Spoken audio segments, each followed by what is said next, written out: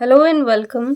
तो आज की हमारी नेक्स्ट स्टोरी है Rama and his brothers were born from Ramayanam. ठीक है, तो रामायण से ही है अगली स्टोरी कि राम और उनके भाई कैसे पैदा हुए, क्या हुआ था, क्या घटनाक्रम रहा। तो पिछली स्टोरी में हमने देखा था कि पुत्र कामेष्ठी यज्ञ किया गया था, अनुष्ठान किया गया था उसका, दशरथ और समसेजस है ना, उनके द्वारा।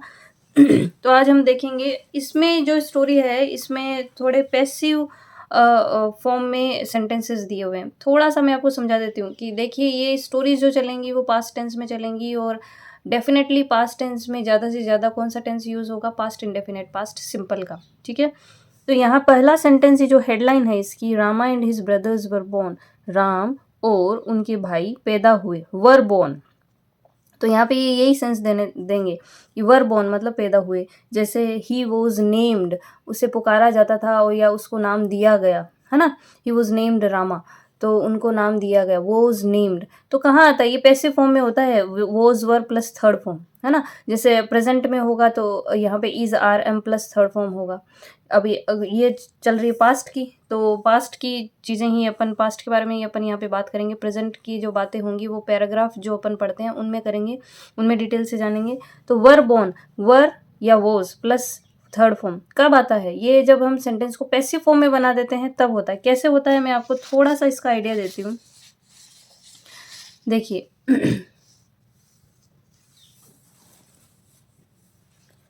जैसे सेंटेंस ये रहा होगा, या हमने ये लिया है, mothers bore Rama and his brothers, है ना, कि माताओं ने, तीन तीन रानियां थी ना, तीनों माताओं ने 4 बच्चों को जन्म दिया था, राम लक्ष्मण भरत और शत्रुघ्न। तो मदर्स बोर, बोर हो गया सेकंड फॉर्म, बेयर की सेकंड फॉर्म हो गई, है ना, बेयर। बेयर मतलब पैदा करना, बच्चा पैदा करना बेयर होता है। बोर मतलब पैदा किए। Rama and his brothers, Ram और उनके भाइयों को। मदर्स, मदर्स में तीनों क्वींस आ जाती, तीनों रानियां आ जाती हैं। ठीक है, तो सेंटेंस प्रॉपर जो रहेगा, एक्टिव जो सेंटेंस होगा वो ये होगा, मदर्स बोर सेकंड फॉर्म। अब ये कौन सा सेंटेंस हो गया? Past simple. उसी में आती है ना सब्जेक्ट प्लस सेकंड फॉर्म, फिर ऑब्जेक्ट आ जाता है। ऐसा ही होता है कुछ सेंटेंस मेकिंग में, सेकंड फॉर्म आती है उसमें। तो बोर आ गया। अब अपने को इसको कन्वर्ट करना है पैसिव फॉर्म में। पैसिव फॉर्म में कैसे करेंगे? देखिए, सब्जेक्ट आएगा, वोज वर आ जाएगा, प्लस थर्ड फॉर्म आ जाएगी, फिर बाय लगा के बाकी का ऑब्जेक्ट आ जाएगा। तो कैसे करेंगे? इसमें जो सब्जेक्ट होता है वो तो ऑब्जेक्ट बन जाता है, और जो ऑब्जेक्ट होता है वो सब्जेक्ट बन जाता है। रामा एंड हिज ब्रदर्स है यहाँ पे ऑब्जेक्ट, मदर्स है यहाँ पे सब्जेक्ट, और ये हो गई वर्ब। सब्जेक्ट वर्ब ऑब्जेक्ट वाला फॉर्मूला चल रहा है। अब अपन कैसे कन्वर्ट करेंगे? Rama and his brothers, subject, पहले सब्जेक्ट आएगा ना, तो Rama and his brothers. Subject जो ऑब्जेक्ट होता है सेंटेंस में, एक्टिव सेंटेंस में, उसको हम बना लेंगे सब्जेक्ट। ठीक है, तो सब्जेक्ट आ गया रामा एंड हिज ब्रदर्स। अब क्योंकि ये प्लूरल है, राम है और साथ में उनके भाई है, तो प्लूरल हो गए, तो वोज तो नहीं लेंगे, वर लेंगे, तो वर। अब फॉर्म है यहाँ पे सेकंड, बोर। तो इसको, इसकी आपको पता होनी चाहिए। वर्ब्स भी मैं बहुत जल्दी आपको करवा दूंगी, आपको कोई कंफ्यूजन नहीं रहने वाला है, सारी चीज़ें आपको धीरे धीरे करवाई जाएंगी। बोर जो है इसकी थर्ड फॉर्म हो जाएगी बोर्न, बेयर, बोर और बोर्न, तो वर बोर्न। ठीक है, थर्ड फॉर्म। देखिए थर्ड फॉर्म फॉर्मूला के अकॉर्डिंग ही चल रहे हैं। तो सब्जेक्ट आ गया रामा एंड हिज ब्रदर्स, क्योंकि ये प्लूरल है तो हमने लिख दिया वर। थर्ड फॉर्म हम बेयर की बना देंगे बोर्न।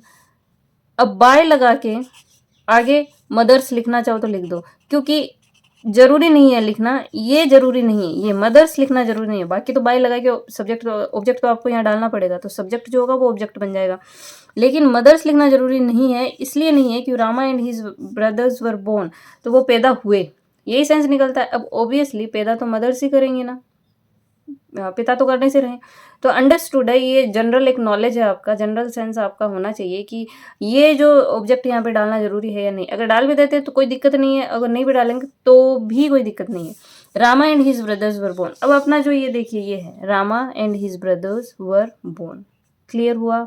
ये पैसिव फॉर्म में है सेंटेंस। तो कहने का मतलब ये है कि वर बोर्न, है ना, was were plus third form अगर आ जाती है तो वो पैसिव सेंटेंस होता है, और ये बार बार आएंगे।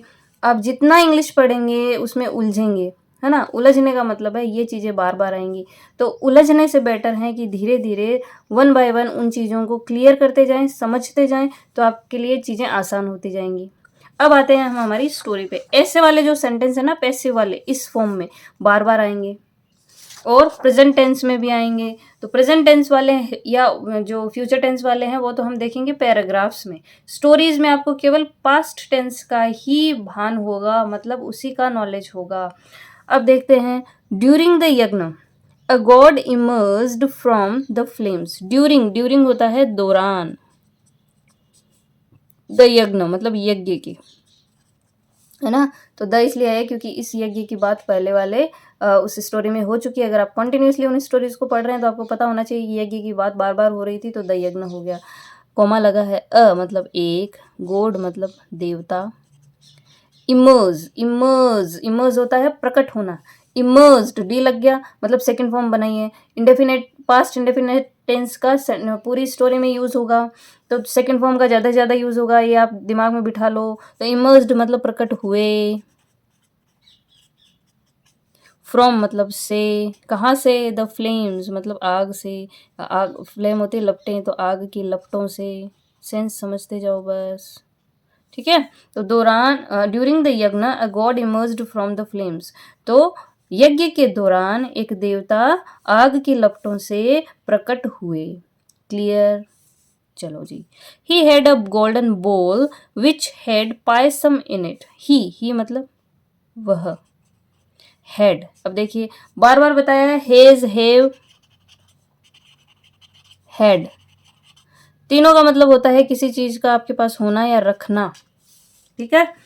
हेज सिंगुलर के साथ यूज करोगे, हैव है वो प्लूरल के साथ यूज होगा, और हैड है ये पास्ट में यूज होगा।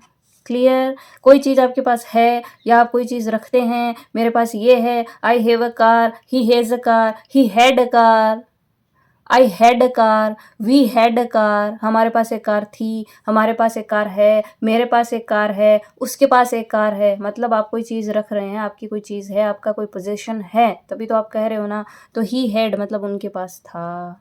तो वह ना कह के, अब जब हिंदी में हम ट्रांसलेट करेंगे इसको, तो हम कहेंगे उनके पास एक था, मतलब हैड मतलब था, अ मतलब एक, गोल्डन मतलब सोने का, बोल मतलब होता है कटोरा या कटोरी, कटोरा, विच जिसमें, विच किसके लिए आया है, इस बोल के लिए, ठीक है। ये बाउल नहीं है। इसका प्रोनाउंसिएशन, जब भी प्रोनाउंसिएशन की बात आए, you should have a dictionary, Cambridge advanced learners dictionary, जहाँ से मैंने सारा प्रोनाउंसिएशन सीखा। आपको भी CALD आपके पास ऑलवेज होनी चाहिए, always you should keep it beside your self. जब भी आपके पास है, आप उसमें से, आपको प्रोनाउंसिएशन में कोई भी दिक्कत आए तो आप उस डिक्शनरी में से देखिए। अगर वहाँ भी समझ नहीं आए, क्योंकि वहाँ पे सिंबल्स दिए हुए होते हैं, अगर वो सिंबल्स भी आपको नहीं आते हैं तो हो सकता है मैं एक वीडियो इस पे बना दूँ आपकी सुविधा के लिए। जल्दी ही कोशिश करूँगी बनाने की। देखिए मटेरियल तो बहुत ज़्यादा है और धीरे धीरे हम इस पे वर्क करेंगे, बने रहिए साथ में लगातार। तो बोल जो है ना, ये बाउल नहीं है, आप इसको देखिएगा। अगर आपको डिक्शनरी में समझ ना आए तो फ़ोन पे प्रोनाउंसिएशन दिया होता है, आजकल गूगल पे एवरीथिंग इज़ पॉसिबल, है ना। तो वहाँ देख लीजिएगा, आपको पता चल जाएगा। तो ही हैड अ गोल्डन बोल, उनके पास था एक सोने का कटोरा, विच हैड जिसमें था, है ना, विच हैड मतलब था, पायसम, पायसम एक खीर जैसा एक कुछ मटेरियल होता है खाने का, तो अपन खीर लिख देते हैं, बाकी तो जो बनाते हैं उनको ज़्यादा पता होगा। इन इट मतलब इन मतलब इसमें,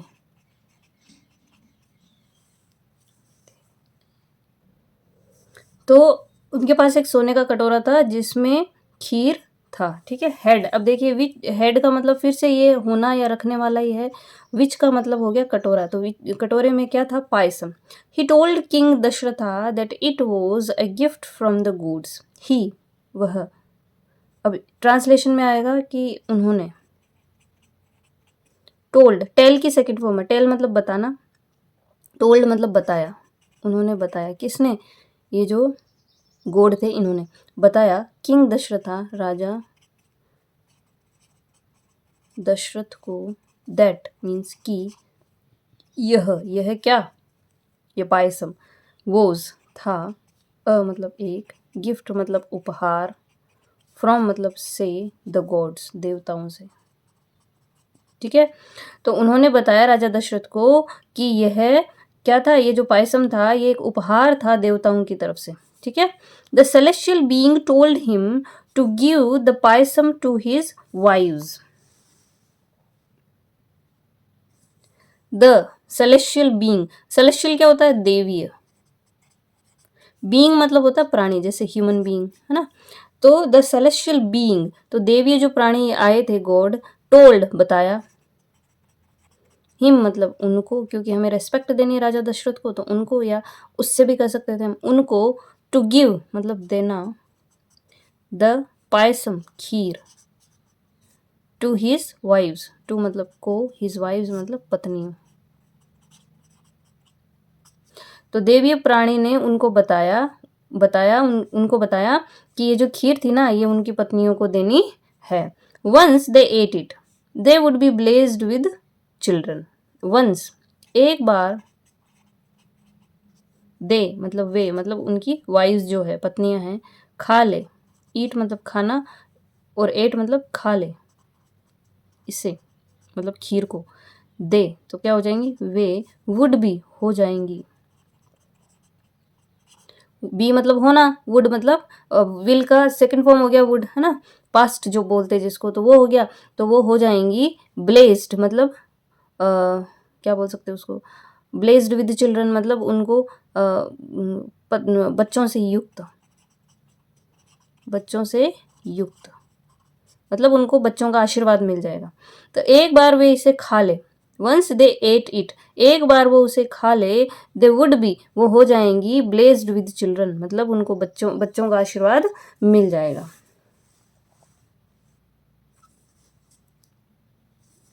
the happy king did as he was told. The happy king, जो हैप्पी मतलब खुश, किंग मतलब राजा, the happy king did, do की सेकंड फॉर्म है, डू की फॉर्म है डिड, है ना। तो डू क्या हो गया, डिड क्या हो गई, सेकंड फॉर्म हो गई, तो डिड मतलब किया, डू मतलब करना, ठीक है। तो किया, तो खुश खुश राजा जो था उसने किया, डिड किया, एज जैसा, ही मतलब वह या उनको, वोज टोल्ड, देखिए फिर आया ना, was were plus third form, tell told told, तो वोज टोल्ड मतलब उनको बताया गया था, जैसा जैसा उनको बताया गया था। ठीक है। तो जो खुश होके राजा ने, जो खुश राजा था ना, उन्होंने किया जैसा कि उनको बताया गया था, as he was told. However हालांकि, Sumitra the youngest got an extra portion, the youngest S T लगा, सुपरलेटिव डिग्री है, ठीक है। अब देखिए इसकी बताती हूँ आपको, यंग, यंगर, यंगेस्ट, इतना अगर आपको क्लियर है ना तो चीज़ें आसान है। ये पॉजिटिव डिग्री हो गई, ये कंपैरेटिव डिग्री हो गई, और ये सुपरलेटिव डिग्री हो गई। भाई यंग है, प्रॉपर जो वर्ड है वो यंग है, ये हो गया पॉजिटिव, ठीक है, पॉजिटिव डिग्री। यंगर ईआर लगा दिया तो आगे ओबियसली देन आएगा, जैसे यंगर देन जो भी है तो वो उससे यंगर है ना। तो यंगर कंपेरेटिव हो गया, तो कंपैरिजन है तो कंपेरेटिव हो गया, और यंगेस्ट मतलब सबसे यंग, तो सुपरलेटिव, इससे यंग कोई नहीं, तो द यंगेस्ट मतलब सबसे छोटी। गॉट, अब गेट की सेकंड फॉर्म है गॉट, ठीक है। गॉट, गेट मतलब लेना, प्राप्त करना, तो गॉट मतलब प्राप्त किया, ठीक है। एन मतलब एक, एक्स्ट्रा अतिरिक्त, क्यों आया एन, क्योंकि यहाँ ई है, ए ई आई ओ यू में से ई है, ये वावल है ये, इसलिए यहाँ पे एन आया, एन एक्स्ट्रा। पोर्शन, पोर्शन क्या होता है, हिस्सा या खुराक या भाग, जो भी कहें, आपको समझ आ गया होगा। तो हाउएवर हालांकि, सुमित्रा जो कि सबसे छोटी थी, उन्होंने प्राप्त किया एक अतिरिक्त हिस्सा, एक्स्ट्रा पोर्शन मतलब जो खुराक थी ना उसका थोड़ा सा अतिरिक्त हिस्सा उनको मिला। Months later the prophecy came true and the queens gave birth to 4 boys. Months later महीनों बाद, द प्रोफेसी, प्रोफेसी क्या थी? भविष्यवाणी। और भविष्यवाणी क्या थी कि एक बार वो उसको खा लेंगे पायसम को तो वो क्या हो जाएंगी? बच्चों से युक्त हो जाएंगी। तो the prophecy came true, come true,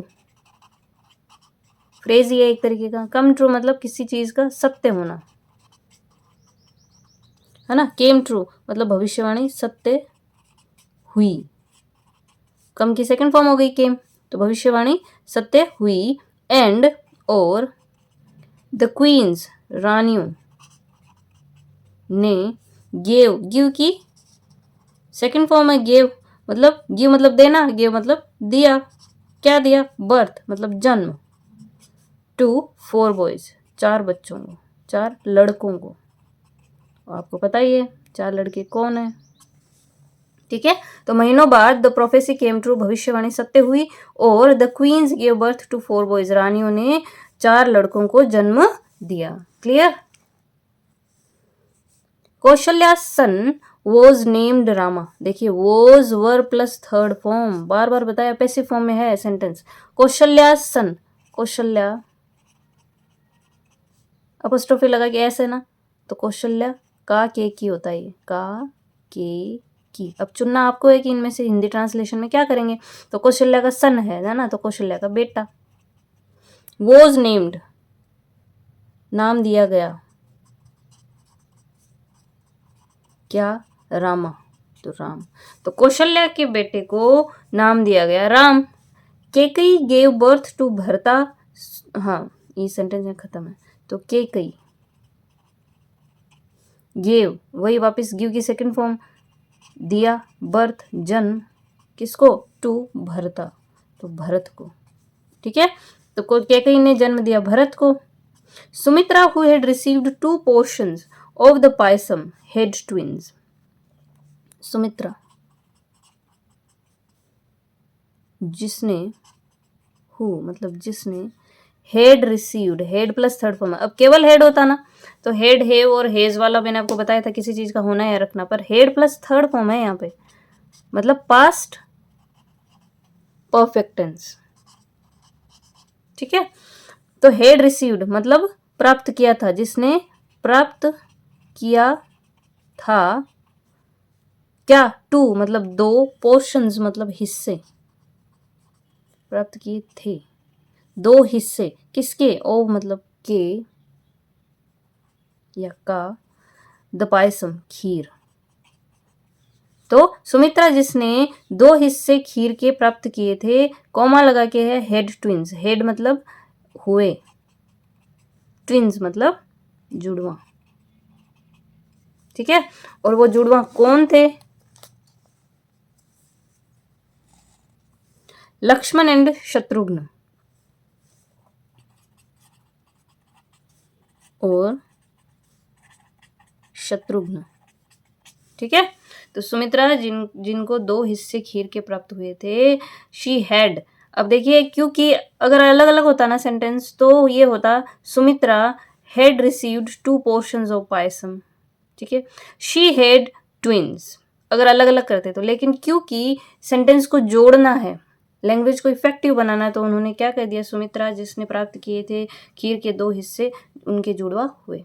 तो बार बार शी को रिपीट नहीं किया गया, सुमित्रा को रिपीट नहीं किया, इसको पूरे से 2 सेंटेंस को एक जोड़ा गया। सेंटेंस मेकिंग भी देखेंगे जिसमें कंपाउंड सेंटेंस और ये और बहुत कॉम्प्लेक्स और बहुत चीज़ें होती है, वो इन डिटेल बहुत बाद की बात है, अभी तो हम शुरुआत में हैं। तो हेड ट्विंस उनके हुए जुड़वा बच्चे, और उनका नाम क्या था? Lakshman and Shatrughna. The people, the people मतलब लोग, ओ मतलब के, किसके? अयोध्या। सेलिब्रेटेड, सेलिब्रेट मतलब मनाना, है ना, उत्सव मनाना, और सेलिब्रेटेड मतलब उत्सव मनाया। विद मतलब साथ, जॉय मतलब खुशी, ठीक है।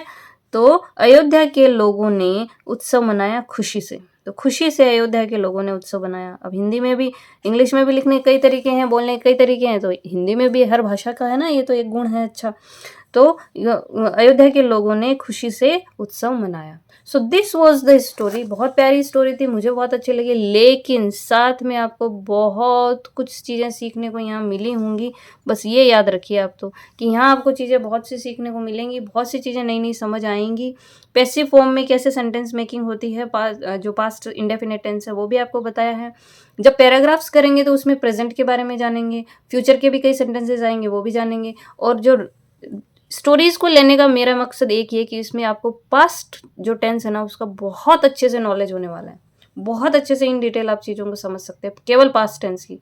तो इससे क्या होगा, टेंस के बारे में बहुत अच्छा नॉलेज होने वाला आपको, और हौच पोच नहीं होगा, क्योंकि हम जब भी टेंस पढ़ने या सीखने बैठते हैं तो सारी चीज़ें मिक्स हो जाती है, प्रेजेंट पास्ट एंड फ्यूचर।